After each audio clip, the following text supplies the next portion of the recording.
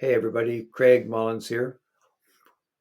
This video is on the themes of conditioning and authenticity. So we all have,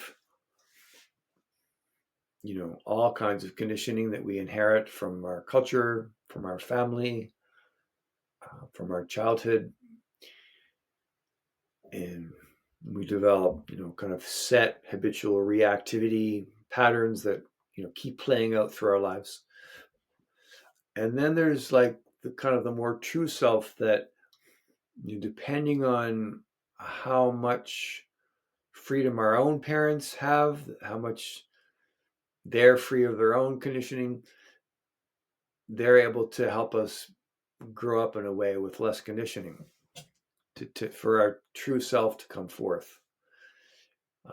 Well, and the notion of true self might sound a bit flaky to some people. Well, and it is, depending on how it's used, it can be flaky.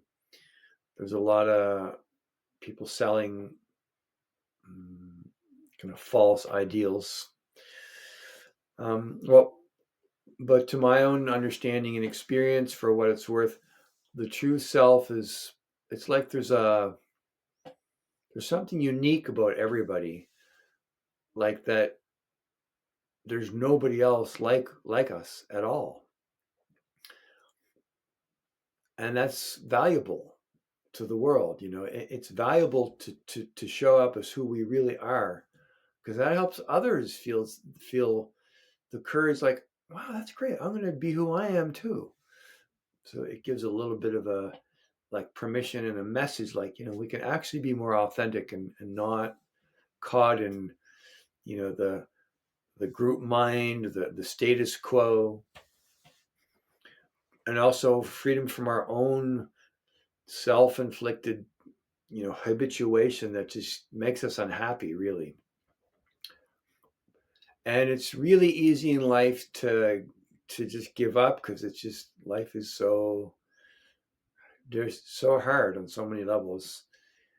Um, well, but it's worth looking and questioning, like, well, wait, like, so all these traditions and practices that people do, and now there's just endless science on the neuroplasticity of how we can actually change and gain freedom from our conditioning. So, mindfulness practices, but one way to do that.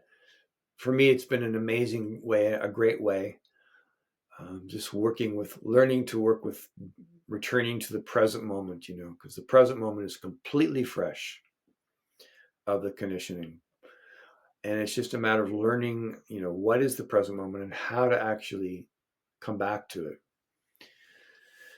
And that's what mindfulness practice, it's a training that we learn to do that, little by little, with, regular practice over time. So, like, the true self. So, like, I think of that in terms of, like, well, an easy way to think about it is, if you think of a plant, right? Like a tree, and there was an original seed for that tree.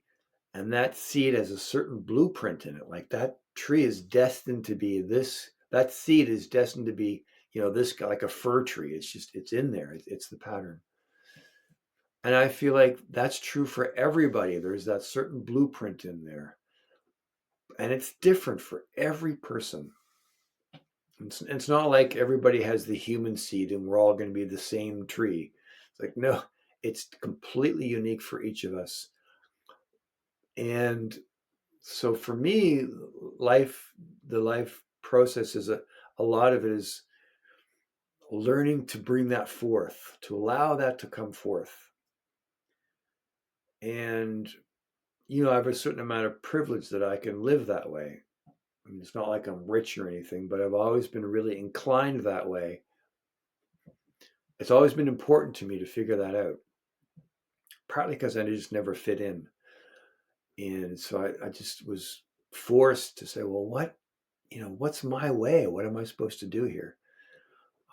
Well, but that journey is for anybody who's inspired by that. We all can learn to be more free of our conditioning and more free to actually be authentic in who we are.